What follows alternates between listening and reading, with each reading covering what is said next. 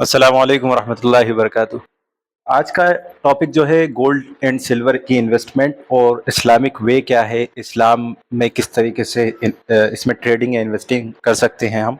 तो उसके ऊपर की वीडियो आज लेके आया हूँ। बहुत इंपॉर्टेंट टॉपिक है। आप लोगों से रिक्वेस्ट है आप वीडियो को पूरा एंड तक बने रहे और अपने दोस्त अहबाब के साथ शेयर करें, क्योंकि मैं चाहता हूँ हर इंसान, जैसे आप समझदारी की राह पे हैं, आप समझदारी वाले फैसले लेंगे इंशाल्लाह, अल्लाह की तरफ से उम्मीद है इसके बाद, और सीखते रहेंगे।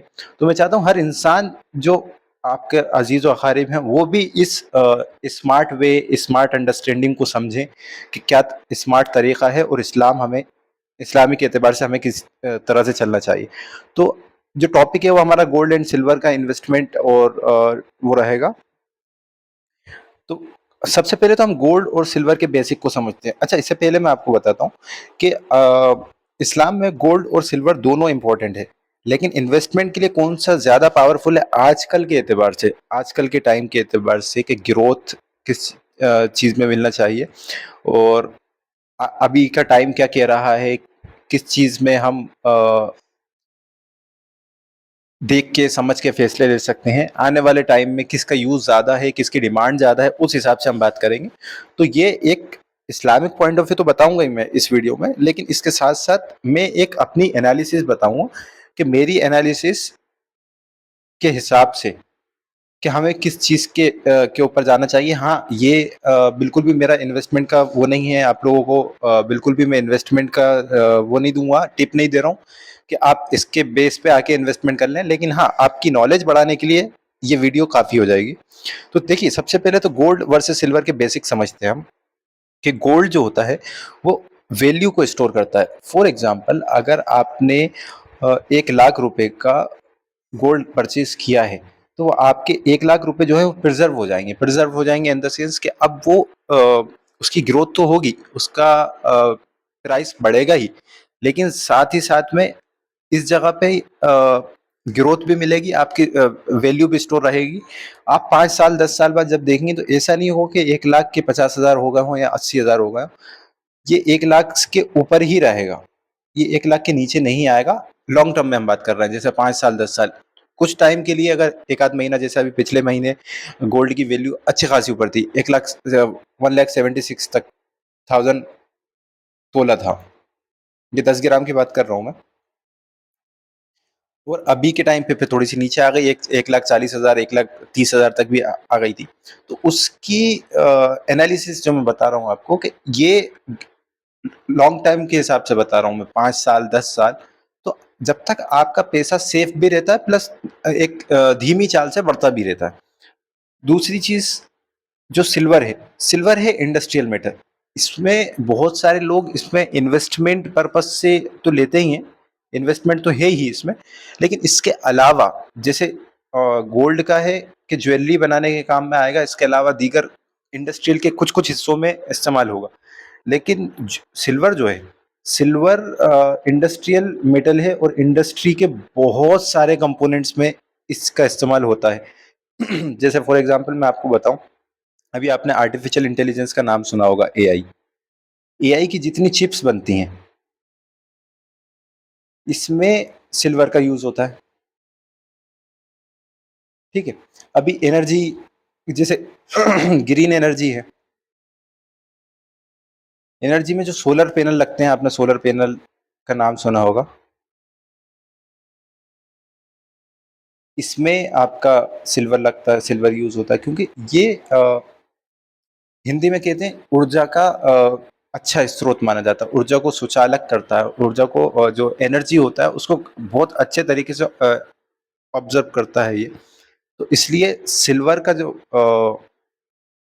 सिल्वर जो है एनर्जी को एब्जॉर्ब जो अच्छे तरीके से करता है, उसकी वजह से इंडस्ट्री में इसकी बहुत डिमांड है। प्लस ये इन्वेस्टमेंट मेटल भी है, प्लस इसमें ग्रोथ भी गोल्ड के कंपैरिजन में आने वाले टाइम में, जो जिसके ऊपर अभी मैं थोड़ी देर में आऊंगा, कि आने वाले टाइम में सिल्वर की डिमांड बहुत ज्यादा हाई होने वाली है गोल्ड के कंपैरिजन में। फिर मैं इसके ऊपर थोड़ी देर से आता हूँ। अभी हम बात करते हैं कि जैसे मैंने आपको बताया, दोनों ही प्रीशियस मेटल हैं, दोनों ही इस्लामिक सिस्टम जो है, हिस्टोरिकली हमने जो देखा है, इस्लामिक एतबार से अगर हम देखेंगे तो पहले सिल्वर और गोल्ड ही करेंसी थी, सिल्वर और गोल्ड। इसके अलावा कोई करेंसी नहीं थी, करेंसी इनसे मिलके बनी है, ये करेंसी की बैकबोन है, ठीक है। तो ये करेंसी इनसे मिलके बनी है, तो जितनी भी करेंसीज रहेंगी, जितनी भी इन्वेस्ट मेटल्स रहेंगे, वो इनके नीचे ही रहेंगे, ये सबसे ज्यादा टॉप पे रहेंगे। तो इस्लामिक एतबार से भी मैंने आपको बताया, और जैसा मैंने आपको बताया कि इस्लामिक एंगल जो कहता है कि शरिया कंप्लाइंट दोनों हैं, हलाल दोनों हैं, ठीक है। अब एक कंडीशन सिर्फ यहाँ आती है कि हमें सूद से बचना है। अब सूद से बचने का मैं क्यों कह रहा हूँ कि आप सोचेंगे कि इसमें क्या सूद है, तो मैं आपको बताता हूँ। गोल्ड और सिल्वर में जो सूद आ जाता है, जैसे कि हमने 100 रुपए का 100 रुपए हमारे पास है, जैसे लेवरेज, और मैंने आपको ट्रेडिंग के टाइम पे आपको समझाया था कि 100 रुपए की कोई चीज़ है, आप 500 रुपए की चीज़ खरीद सकते हैं। ऐसे ही जैसे इसके ऊपर इन्वेस्टमेंट कर रहे हैं हम, और बैंक से लोन लेके उसके ऊपर सूद दे दिया 8%, 8%, 10%, तो ये सूद से भी बचना है हमें।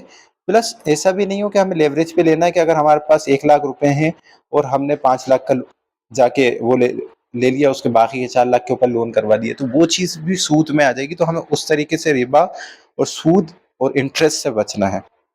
अब मैं थोड़ा सा और आगे चलता हूँ कि दोनों इन्वेस्टमेंट पर्सपेक्टिव, जो गोल्ड का और सिल्वर का जो इन्वेस्टमेंट पर्सपेक्टिव है, उसमें क्या क्या चीज़ें डिफरेंस हैं। तो गोल्ड की जो वैल्यू है, गोल्ड जो है अपनी वैल्यू को बहुत संभालते हुए चलता है। गोल्ड अपनी वेल्थ को, अपनी वैल्यू को प्रोटेक्ट करके चलता है। जैसा मैंने आपको बताया कि अगर 1 लाख रुपए का गोल्ड है, तो 5 साल बाद, 3 साल बाद ऐसा नहीं होगा कि वो 50,000 का हो जाएगा। वो या तो 1.5 का होगा, या 2 का होगा, 2 लाख का, या आसपास ही रहेगा। मतलब इससे कम वैल्यू नहीं होगी। गोल्ड अपनी वैल्यू को बहुत सेफ तरीके से रख के चलता है। छोटे टाइम में, कम टाइम में, 1 महीने 2 महीने के हिसाब से अगर आप देखेंगे, शॉर्ट टर्म के हिसाब से देखेंगे, तो इसमें इन्फ्लेशन जो आता है, फ्लक्चुएशंस आते हैं। तो मैं लॉन्ग टर्म की बात कर रहा हूँ। और स्टेबल रहता है, जैसा मैंने आपको जो बताया कि वॉलेटाइल कम रहता है। वॉलेटिलिटी का मतलब ये होता है कि जो चीज़ जितनी ज़्यादा हाई वॉलेटाइल होगी, हाई वॉलेटाइल,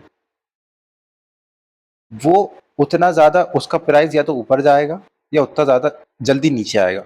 और जो चीज़ लेस होगी, यानी कि कम होगी, तो उसका प्राइस बहुत स्लो स्लो ऊपर जाएगा, बहुत स्लो स्लो नीचे आएगा। तो गोल्ड इस कैटेगरी में आता है। गोल्ड लेस वॉलेटाइल है, स्टेबल कैटेगरी में आता है। लॉन्ग टर्म आपकी वेल्थ को प्रोटेक्ट करता है। लॉन्ग टर्म आपकी जो जितना अमाउंट आपने लगाया है, जैसा मैंने आपको बताया, वो इसको प्रोटेक्ट करके चलेगा, आपकी वेल्थ खराब नहीं करेगा। और इन्फ्लेशन, जैसे महंगाई है, महंगाई अगर, जैसे इंडिया की महंगाई का ऑफिशियल डेटा है 6% 6.5% के आसपास बढ़ रही है। तो ये उससे ज्यादा रिटर्न दे ही देता है, मतलब 8 से 10% दे ही देता है। लेकिन अभी पिछले कुछ टाइम से देखेंगे आप, जैसे 2020 के बाद से देखेंगे, तो इसने बहुत अच्छा रिटर्न दिया। तो अभी हम बहुत लंबा टाइम देख के चलते हैं। ऐसा नहीं कि पिछले 3-4 साल में क्या हुआ, हम उसके पास्ट के की चीजों को देख के फ्यूचर का फैसला नहीं किया जाता है। फ्यूचर का फैसला हमेशा किया जाता है एनालिसिस करके। Future is equal to analysis, ठीक है। अब मैं आपको एक चीज और बताता हूँ। ये जैसे मैंने आपको बताया, महंगाई को समेटते हुए चलता है, कि महंगाई जिस हिसाब से बढ़ रही है, उसी हिसाब से इसका रेट लगभग लगभग बढ़ता रहेगा। और सिल्वर का क्या है, सिल्वर की जो एंट्री है, जैसे अब गोल्ड में अगर आप इन्वेस्टमेंट करने जाएंगे, तो इसमें बहुत हाई एंट्री है। इसमें पैसा आपको ज्यादा डालना पड़ेगा। जैसे मैंने आपको बताया, 10 लाख, सॉरी, 1,76,000 रुपए का सिर्फ 10 ग्राम है। लेकिन सिल्वर उतना नहीं है। सिल्वर 300 रुपए का 1 ग्राम है, यानी कि 3,000 रुपए का 10 ग्राम, ठीक है। तो ये चीज इसमें एंट्री आसानी से मिलती है, इसमें एंट्री चीपर मिल जाती है। ये हाई वॉलेटाइल है। अब मैंने वॉलेटिलिटी का जो मतलब बताया था कि हाई वॉलेटाइल रहेगा, तो बहुत तेजी से ऊपर भी जाएगा, बहुत तेजी से नीचे भी आएगा। तो इसमें आप, अगर आपकी एनालिसिस पक्की नहीं है और आपका लॉन्ग टर्म का विजन नहीं है, तो आप शॉर्ट टर्म में हो सकता है इसमें नुकसान करके निकल जाए। तो इसलिए हाई वॉलेटाइल का मतलब ये है कि रिटर्न आपको ज्यादा दे देगा ये, लेकिन साथ ही साथ आपका लॉस भी ज़्यादा करवा सकता है। दोनों के चांसेस हाई रहते हैं क्योंकि हाई वोलेटाइल। फिर मैंने आपको बताया इंडस्ट्रियल डिमांड है। अब इसके ऊपर मैं इंडस्ट्री की डिमांड जो भी है इसके ऊपर मैं थोड़ी देर में आता हूँ, इसका कंप्लीट टॉपिक कवर करता हूँ मैं। लेकिन उससे पहले हम बात करते हैं कि गोल्ड और सिल्वर का डिफरेंस क्या है। तो मैंने बताया वेल्थ प्रोटेक्ट करता है प्लस ग्रो करता है। गोल्ड जो है वेल्थ को प्रोटेक्ट करता है, जो आपने पैसा लगाया है उसको प्रोटेक्ट भी करता है, साथ साथ में धीरे धीरे तरीके से ग्रो भी करता है। लेकिन सिल्वर जो है वो आपकी वेल्थ को प्रोटेक्ट नहीं करेगा। सिल्वर आपकी वेल्थ को या तो ग्रो करेगा, लॉन्ग टर्म तक रहेंगे तो आप ग्रो करेगा। लेकिन अभी जैसे हम जब भी हम बात करेंगे कि इंडस्ट्रियल डिमांड और आने वाले टाइम के हिसाब से हम क्या चीज़ सोच सकते हैं, तो उसके बारे में हम बात करते हैं। उससे पहले हम ये समझ लेते हैं कि डिजिटल या फिजिकल। अब डिजिटल गोल्ड, इस्लाम हमेशा हर जब भी बात करता है इन्वेस्टमेंट को लेके, इस्लाम के इन्वेस्टमेंट के प्रिंसिपल जो हैं वो ये है कि आप इसके ऊपर कब्जा कर लो। कब्जा का मतलब ये है कि आपके पास वो चीज़ आ जानी चाहिए। कब्जा सिखाता है, बताता है कि अगर कोई चीज़ के ऊपर आपका कब्जा नहीं है तो वो चीज़ आपकी मानी नहीं जाएगी। तो इसलिए हालांकि कुछ कुछ तरीके हैं जहाँ पे डिजिटल तरीके से भी कब्जा आ जाता है कि मतलब आपकी जिम्मेदारी में, आपके उसमें वो चीज़ आ गई है। अब उसके अलावा कोई भी आपसे वो ले नहीं सकता है। लेकिन वो डिजिटल तरीके में बहुत कम है, लेकिन फिजिकल तरीके में कंप्लीट है। कि अगर आपने 1 लाख रुपए का सिल्वर या गोल्ड खरीदा है तो वो अब आपके पास फिजिकल तौर पे आ गया है। अब आप उसको अपनी तिजोरी में रख के उसको सेव रख सकते हैं। लेकिन डिजिटल तरीके से अलग अलग तरीके, खैर आने अभी बहुत सारे तरीके मार्केट में आ गए हैं, इसके ऊपर हम कभी और बात करेंगे, अभी मेरा वो टॉपिक नहीं है। तो अभी जो मेरा टॉपिक है उसका ये कि इस्लाम हमेशा कब्जे कब्जे के लिए बोलता है कि आपको कब्जा आपके ऊपर आपका होना चाहिए किसी भी चीज़ के ऊपर अगर आप इन्वेस्टमेंट कर रहे हैं। तो फिजिकल ज़्यादा बेटर है। लेकिन अगर फिजिकल में डर रहता है कि चोरी होने का या कहीं पर गुम हो जाने का या एक रिस्पॉन्सिबिलिटी बनी रहती, तो आजकल कई तरीके आ गए हैं जहाँ पे डिजिटल तरीके से भी किया जा सकता है। लेकिन उसके लिए बहुत सारी रिसर्च करना पड़ेगी आपको, और वो रिसर्च के बाद ही आप उसके ऊपर फैसला ले सकते हैं कि अब वो आपको डिजिटल लेना है या फिजिकल लेना है। समझे? अब मैं जो बात कर रहा था कि सिल्वर की जो इंडस्ट्रियल डिमांड है, सिल्वर के लिए इंडस्ट्रियल डिमांड इतनी ज़्यादा हाई है अभी, और आने वाले टाइम में और ज़्यादा होने वाली है। उसके पीछे की वजह ये है कि जिस हिसाब से आप देख रहे हैं टेक्नोलॉजी कहाँ जा रही है। तो टेक्नोलॉजी जितनी भी आगे जाएगी, मैं यहाँ पे लिख देता हूँ, टेक्नोलॉजी जितनी भी आगे जाएगी सिल्वर जो है उसमें यूज़ होना ही होना है। अभी तक क्या होता था, इससे पहले 2018-19 से पहले सिल्वर की जो डिमांड थी मार्केट में नहीं थी। उस चक्कर में उसका प्राइस उतना ज़्यादा था नहीं, 1 लाख के नीचे था। 80,000 रुपए का 1 किलो आ जाता था, 70,000 रुपए का 1 किलो आ जाता था। लेकिन जब से इसकी डिमांड आना शुरू हुई है और हर चीज़ में, हर टेक्नोलॉजी में इसका इस्तेमाल होना शुरू हुआ है, इसकी डिमांड ऊपर ही गई है। और जितनी इसकी डिमांड है अगर आपको याद होगा तो कुछ टाइम पहले मैंने आपको डिमांड और सप्लाई के बारे में बताया था कि जितनी ज़्यादा डिमांड होगी किसी चीज़ की उतना ज़्यादा उसका प्राइस ऊपर जाएगा, और जितनी ज़्यादा सप्लाई होगी उस चीज़ की उसका उतना प्राइस नीचे आएगा। और अभी क्या है, सिल्वर की सप्लाई उतनी नहीं है, सिल्वर की सप्लाई कम है, डिमांड इसकी बहुत हाई है। तो डिमांड हाई होने की वजह से इसका प्राइस ऊपर जा रहा है। और सप्लाई कम होने की, जितनी ज़्यादा उसकी डिमांड है उतनी उसकी सप्लाई है नहीं, यानी कि खपत है ही नहीं। जितनी खपत है, जितना लोगों को चाहिए, उतनी ज़्यादा मेटल माइन नहीं हो रहा है। माइनिंग कहते हैं इसको, कि ज़मीन से निकालने को माइनिंग कहते हैं। माइनिंग, तो उतनी ज़्यादा माइनिंग हो ही नहीं रही क्योंकि सिल्वर जो है डायरेक्टली नहीं निकलता है। ये किसी दूसरे मेटल्स के साथ निकल के आता है, बहुत सारे मेटल्स है तो उसके साथ निकल के आता है, ये डायरेक्टली नहीं। सो गोल्ड जो है वो डायरेक्ट माइन किया जाता है, और सिल्वर जो है डायरेक्ट माइन नहीं किया जा सकता। तो इस चक्कर में इसकी डिमांड और ज़्यादा आ रही है कि जितनी ज़्यादा उन लोगों को डिमांड है उतनी ज़्यादा उन लोगों को सप्लाई मिल नहीं पा रही, तो उस चक्कर में प्राइस और जाएगा। और आने वाले टाइम में आप ये बात मेरे से लिख के ले लीजिए, आने वाले टाइम में ये चीज़ डिमांड हमेशा ऊपर ही ऊपर होगी क्योंकि टेक्नोलॉजी ऊपर जा रही है। टेक्नोलॉजी ऊपर जाएगी तो डिमांड इसकी ऊपर जाएगी। सप्लाई उतनी है नहीं तो डिमांड और ज़्यादा होगी। सप्लाई कम है, यानी कि अगर किसी को 100 किलो, मैं आपको एक एग्जांपल दे रहा हूँ, किसी को 100 केजी अगर चाहिए सिल्वर, उसको सिर्फ 10 केजी मिल रहा है। तो अब आप 90 केजी बाकी का जो रिमेनिंग बचेगा, वो 90 केजी वो कहाँ से वो करेगा? तो उसके लिए वो जो प्राइस मिलेगा उस प्राइस पे परचेस करेगा। अगर 1 लाख का मिल रहा है तो 1 लाख का करेगा, 10 लाख का मिल रहा है तो 10 लाख का करेगा। इस तरह से इसकी डिमांड जितनी ज़्यादा हाई होती रहेगी, प्राइस उतना ज़्यादा ऊपर जाता रहेगा। और मेरा मेरा प्रेडिक्शन, मेरी एनालिसिस ये कहती है, मैं यहाँ पे लिखता हूँ, my analysis,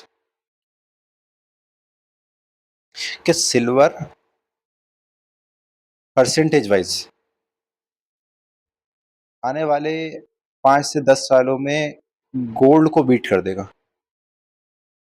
wise will beat gold. मतलब परसेंटेज वाइज अगर आप देखेंगे तो इसकी ग्रोथ ज़्यादा हाई रहेगी गोल्ड के कंपैरिजन में।